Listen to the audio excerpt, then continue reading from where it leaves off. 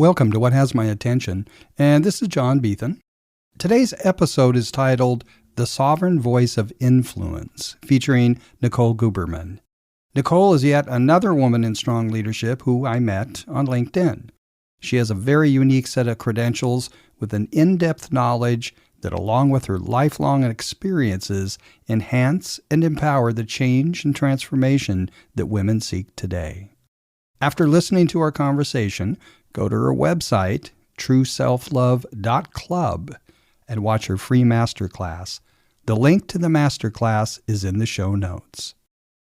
We had some tech problems, and I had to split the conversation into two sections, and I hope you won't find that too distracting.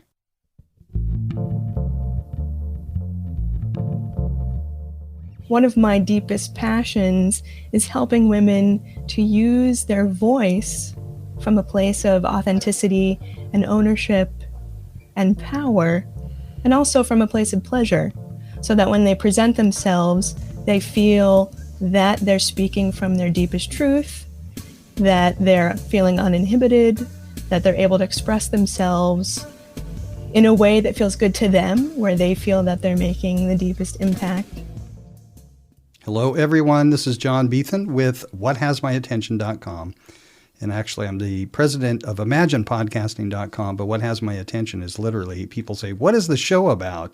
And I say, let me think, what has my attention? But what has had my attention for the last several months is really elevating women's voices to be heard and bringing on women in strong leadership. Thus, Nicole is joining us today, and I couldn't be happier about it, except for maybe if there was some dark chocolate around. Me too. Yeah. So I determined you have 6 set of letters behind your name on LinkedIn. And it's just like, you're going to have to explain all that. Absolutely. And I want to say thank you for having me, John. It's a real pleasure to be doing this I know, and to be broadcasting. Day after Thanksgiving, we're all stuffed, probably. A little bit. My mother is an excellent cook, so I'm always happy to take home some leftovers. Oh, nice. And really enjoy the whole and enjoy the relaxation. Yeah. So I'm happy to do podcasts any time of the year, even after a holiday. Yeah. So absolutely happy to explain all of those letters behind my name. So there's about 6 of them. The first one is MNLP, which is NLP Master Practitioner, or Master Practitioner of Neurolinguistic Programming, which is a really fascinating field and has become much more popular in recent years. It's having a real resurgence in that it's basically, in the most fundamental form, the study of success, or how we use language to create our reality. So we're paying attention to the words that we use and the intention behind the words, so that we're moving ourselves forward rather than taking ourselves backward. And so it's also a lot about how we intentionally influence others, partially to make them better than what they thought they could be. Is that right? Absolutely. Yeah. I did not get a master's in NLP, but I went through the practitioners twice, which is a long story, but I won't go into now. First set, was that the first set of letters you got? Is that the first thing you did? I actually did them all at the same time. So I was doing You're multiple. kidding.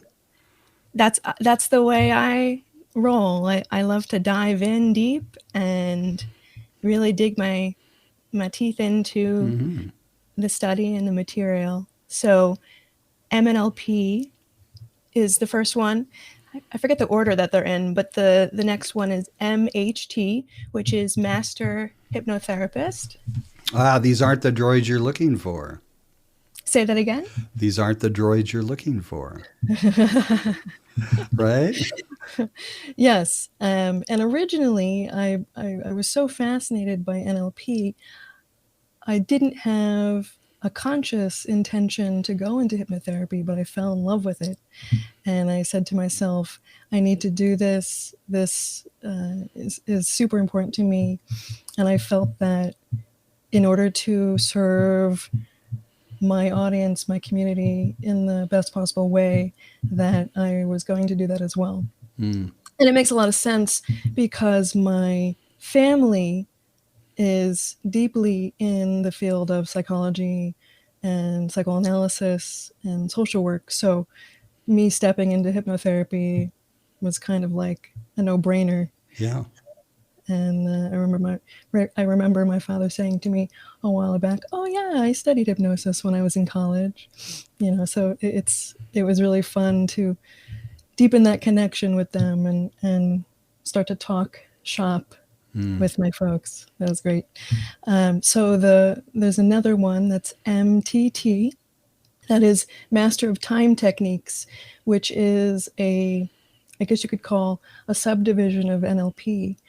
It's a system to release negative emotion, limiting decisions or limiting beliefs or disempowering beliefs that have stemmed from our past without digging into the past or blending into the past. It's a way of releasing those blockages, feelings, and beliefs that's different, much different from the traditional context of a therapy session or psychotherapy. Yeah, limiting beliefs is, I see it all over the place.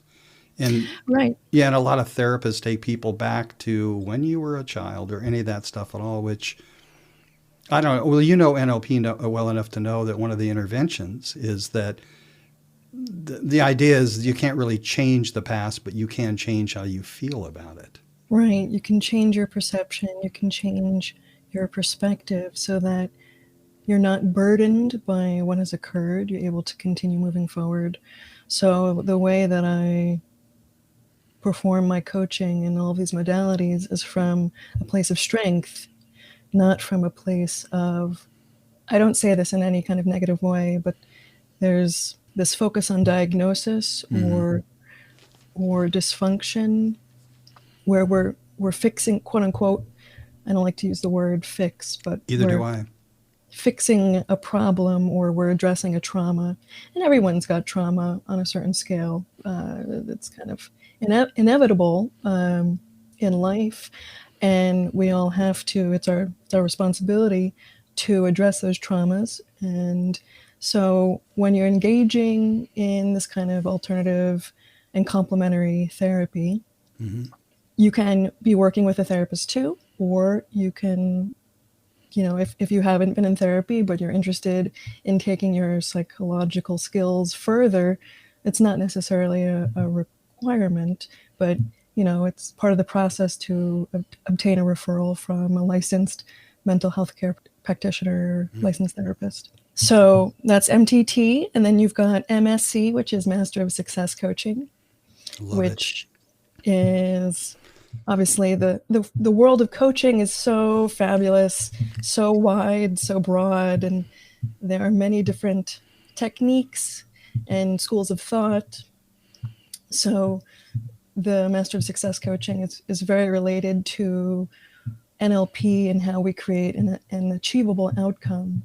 What are the things we need to be thinking about and imagining and future pacing for ourselves so that we can achieve our goals in a smart way, in a realistic way, in a timed scenario that's where we can take action and achieve our desires to the best of our ability. Gosh. So that's wonderful. And then the last one is EFT, which is Emotional Freedom Technique. Yeah. Which has also become popular in recent years. I mean, it's been around for a long time, but it's based in tapping the body on certain points in order to release emotions that we're having in the present. So it could be used for physical things like headaches, tapping to release the pain or the ache of a headache, and also anxiety or obsessing over certain thoughts or situations. It's a way to bring you back into the present so that you can continue focusing and doing what you need to do. Yeah. So everyone has their own preferences. Some people prefer NLP. Some people prefer the advantages and the environment of hypnotherapy. Some people want to dive into coaching. And so for me, I felt it was important to be able to have all of these skills at my disposal so that I could help everyone as best as I can. That's important to me. Nice. So is that it for the letters?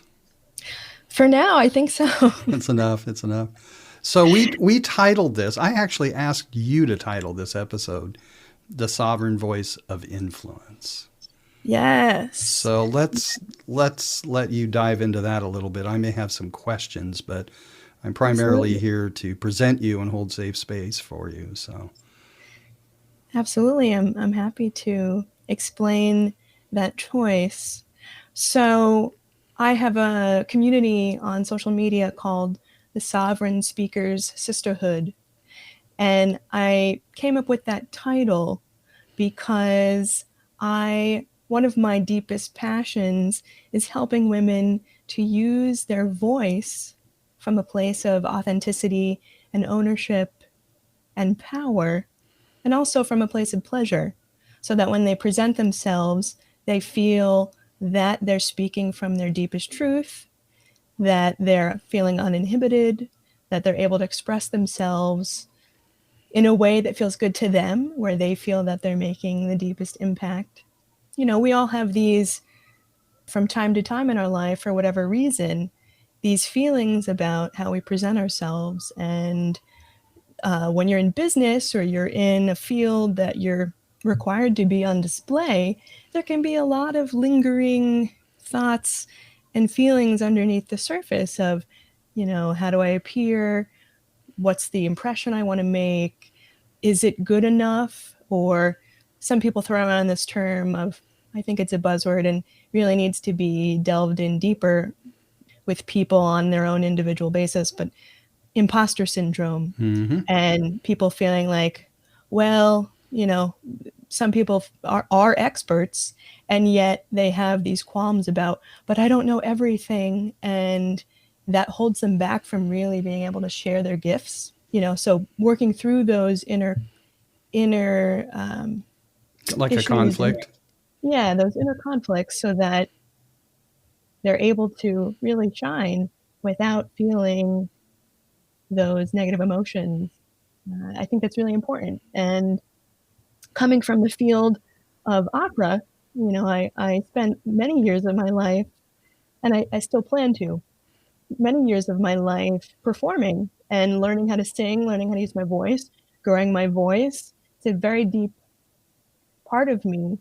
And that journey took me to where I am today in learning how to express myself and really understanding who I am, what my voice is, what my voice wants to do, without trying to change it, without trying to make it into something else.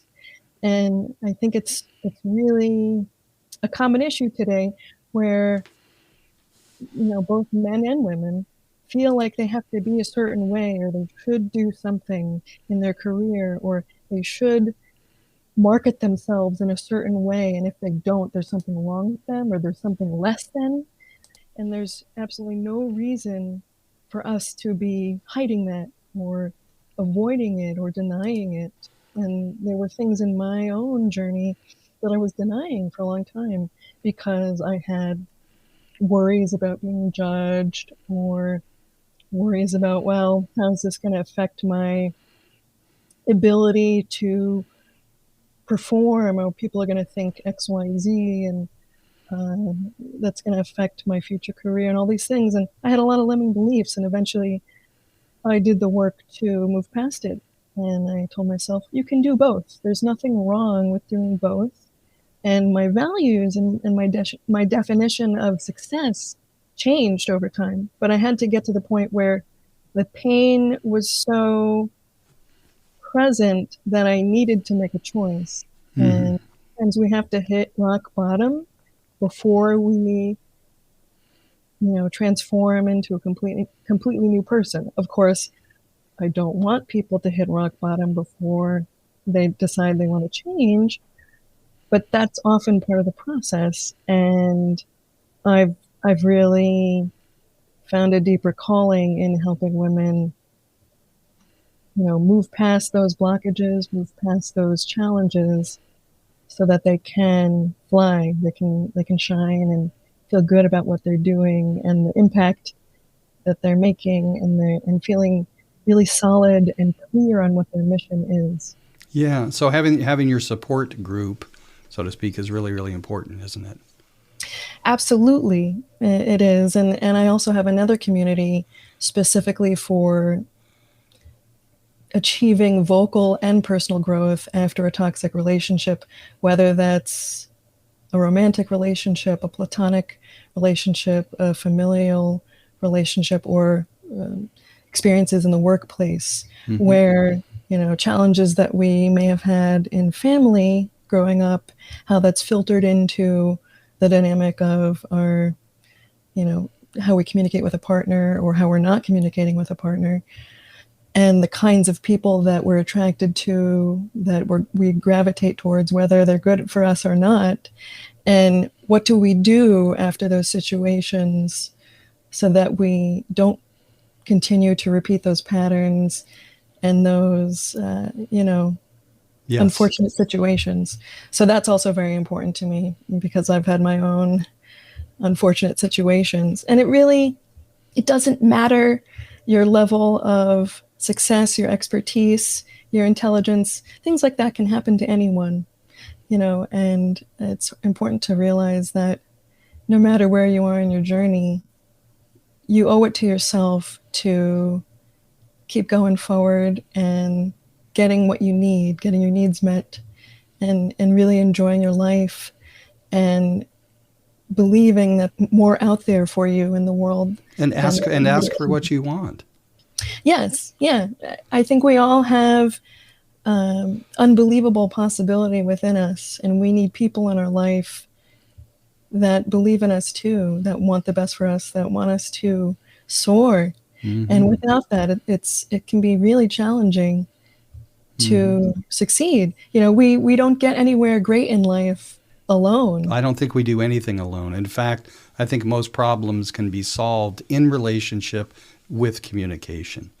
So it's my personal perspective that I'm gonna say humans, but it's really our culture, quite frankly, kind of suck at communication. It's a life skill. Yeah, I mean, it's like there's so much withholding in relationships, and then of course, if you're in really trying to understand yourself, of course, you have to ask yourself, is that kind of monkey mind? Is that kind of stuff going on in my head that is not true? And, people just don't ask the question, is it true? What I'm really thinking, and then of course, Byron Katie, I think we mentioned her maybe in a phone call. I think so.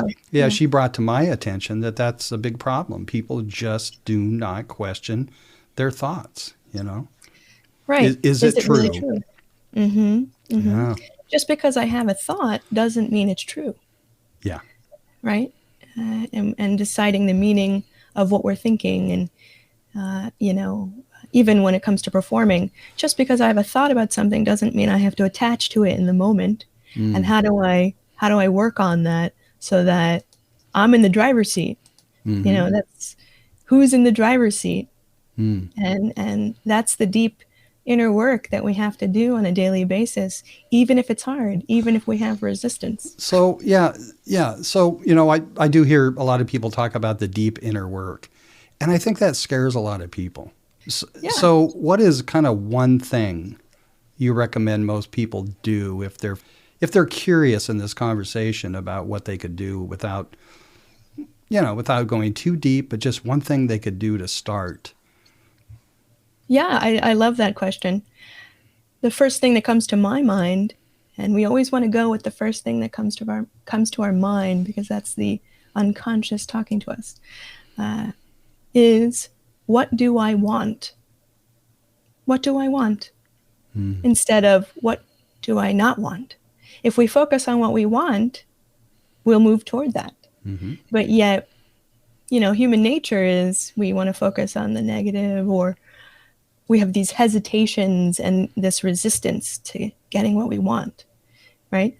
Who would I be if I actually got what I wanted, right? It's scary to actually go there. Mm-hmm. You know, if I get what I want, then what's going to happen?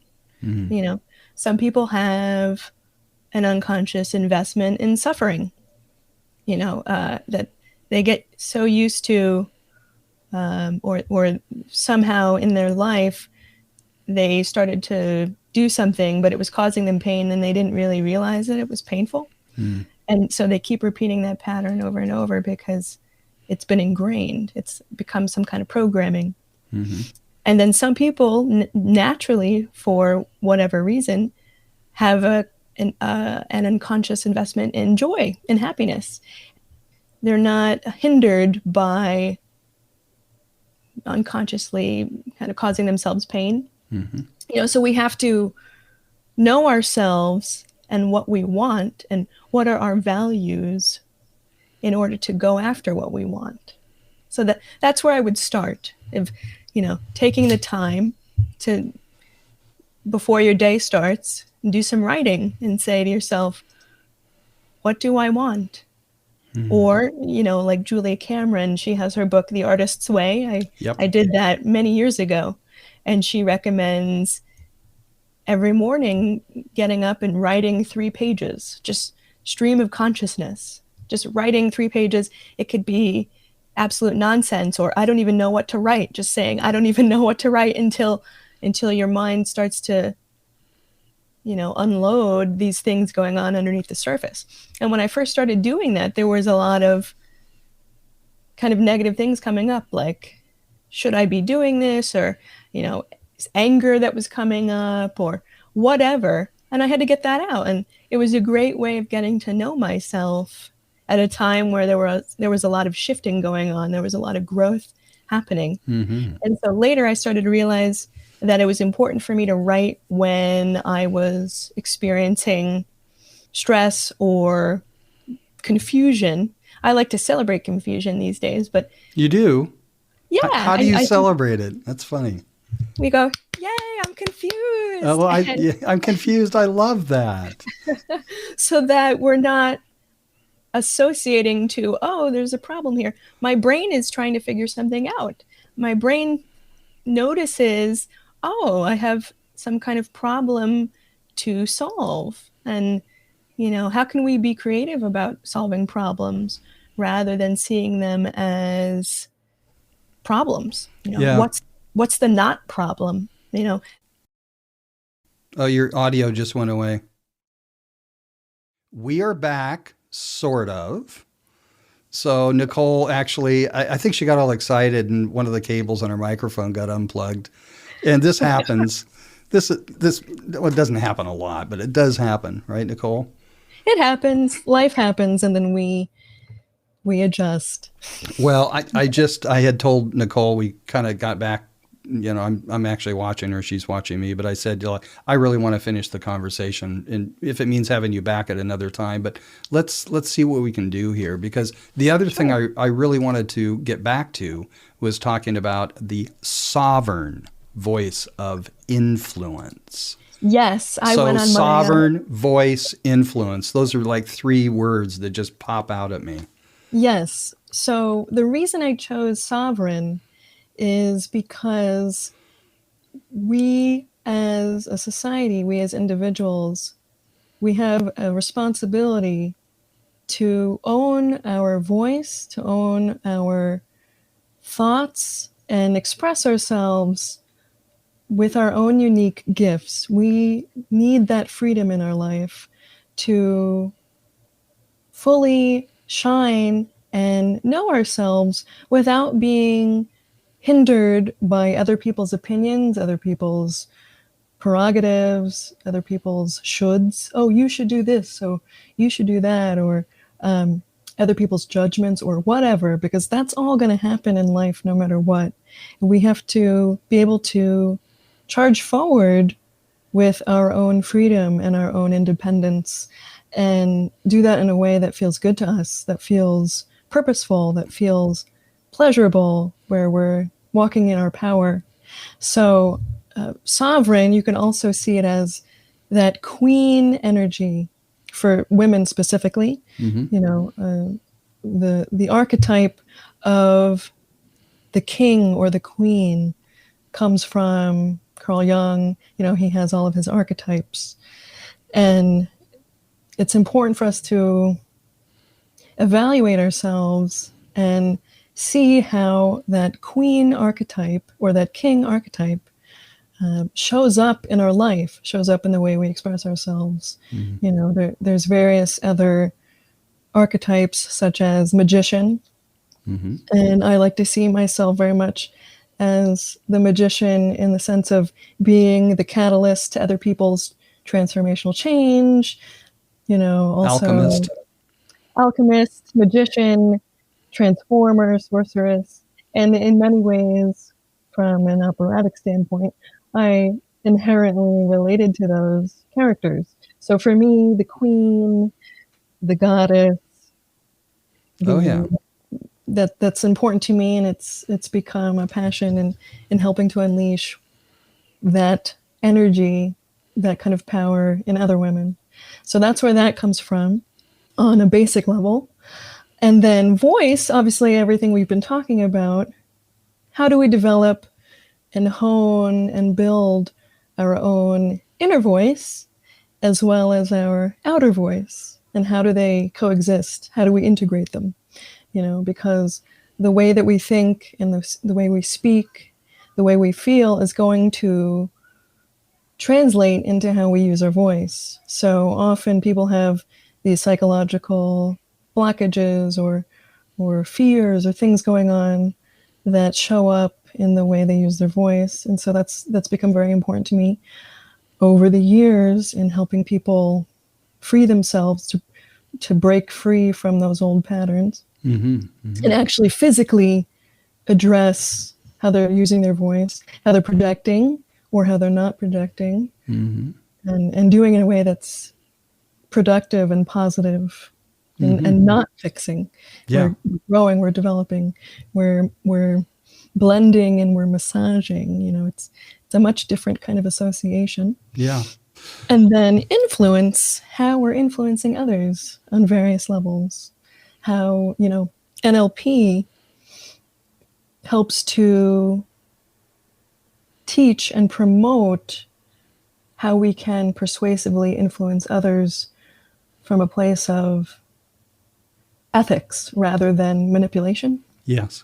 It's very important. We all have bright energy and we all have dark energy. And manipulation is kind of a Richard Bandler, one of the founders of NLP. He would associate that with the dark art of manipulation. Yeah. And yeah. So one thing I'm aware of is that you cannot not influence people. If you're around somebody, if you're on not so much on a Zoom call, this is where face-to-face is different, but I think that when you're around people, you're constantly influencing people. And so what I really love about neurolinguistic programming, NLP, is that you can be conscious about how you're influencing others. And I know you saw the video I sent you, Communication Candy with Brian Cohen. And thank you for bringing to my attention the big gap. And that wasn't on my end. That was a Zoom problem. Yeah. So I'm going to fix it and get it back out there. But and I'm going to send it to you separately, and I'll probably send it to other people as well. Because it's something that, Brian's very aware of, is that we're always influencing other people.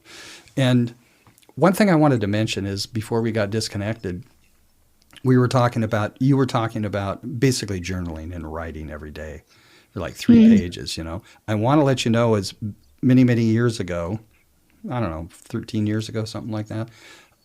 Now, that was a time when I didn't really enjoy writing at all. So it was suggested that I take an art therapy class. And I did that for 6 weeks, and I kept signing up with my partner. And she was there, I was there, and it went on for 1.5 years. And it was the most incredible experience I've ever had. So I think for a lot of people, writing can be it, but the other one is the arts, right? Absolutely. there's such an essential aspect to how we share our own creativity, and if we're not being creative, how is that affecting us? If we're not, and creativity, harkens back to our inner child, and as adults, we often forget to have fun. How are we giving ourselves pleasure in different ways? Some people like to write, some people like to dance, some people love to sing. And I've always said that singers are some of the happiest people on the earth because singing just feels really great. Yeah. And I notice it when I work with people vocally and on singing and things like that, that there's so much energy, there's so much new energy and exploration that occurs that Yes. people are just thrilled. Yeah. And I love being part of that process.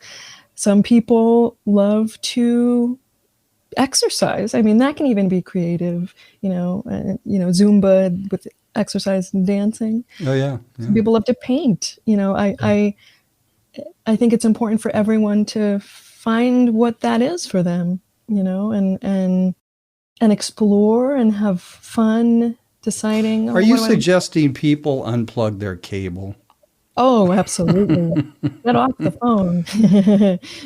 Yeah. I mean, it's pervasive. I think that we all could really benefit from turning off the phone and just existing and going outdoors and being in the present and really understanding what it means to be present and enjoy the present moment.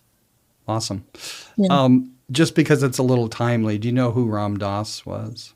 Yes, I have some books of his in my house. I need to read more, but I love. Do you have Be Here Now? I do. I have yet to read it, but it's well, that was a book that largely influenced a big part of my life when I was much younger. And I just found out that they just celebrated the 50th year of that of its being published. Oh, wow. And there's actually a podcast on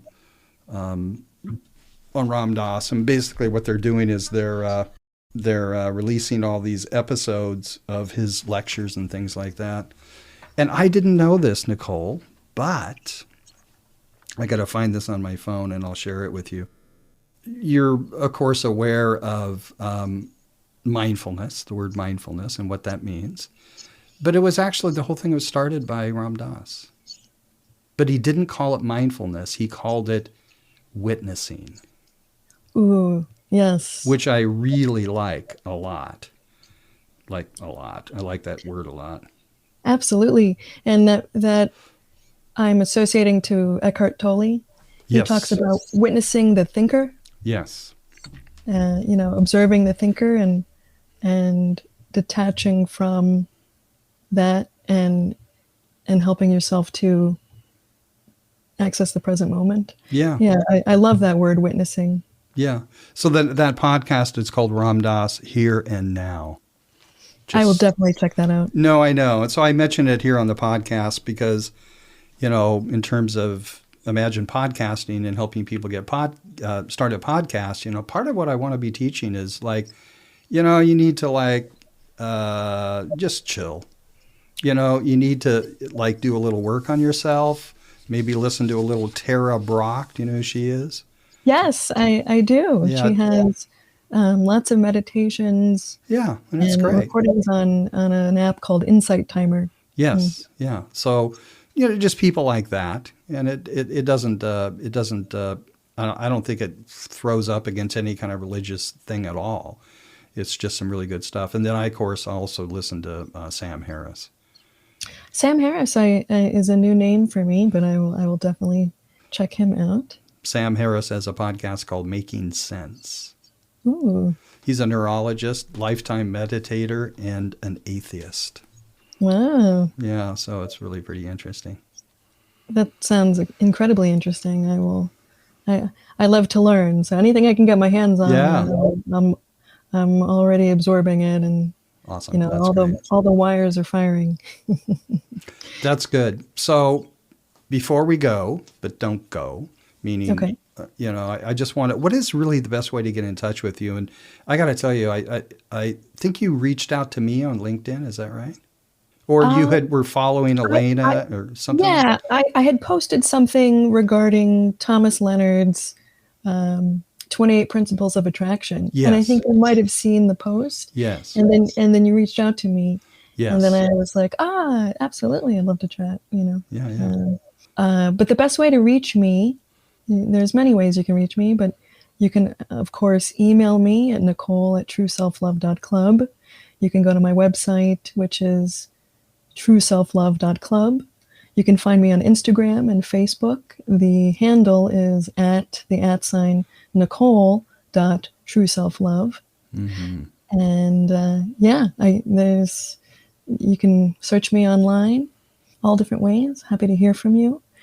And yeah. It sounds like everything you do is being funneled into the final kind of outcome of, self-love. Yes, self-love, self-actualization, really defining and owning our true selves and loving ourselves in the process. Yeah. You and I could go on and on, which I don't want to do right now, but it's like, I mean, how do we forget ourselves? That's if you'd be willing to do this again, maybe we can talk about that. It's like, how do we forget? How is it? What influences us at what point in our life that we just forget who we are? Or, I love that topic. I would or be thrilled to talk about yeah, that. or were we never introduced? It's sort of like, well, anyway, let's save it for then. Sure. Okay. Sounds Nicole, great. thanks for being here so much. Thank you. It's my absolute pleasure. I had a blast. Yeah, good. Me too.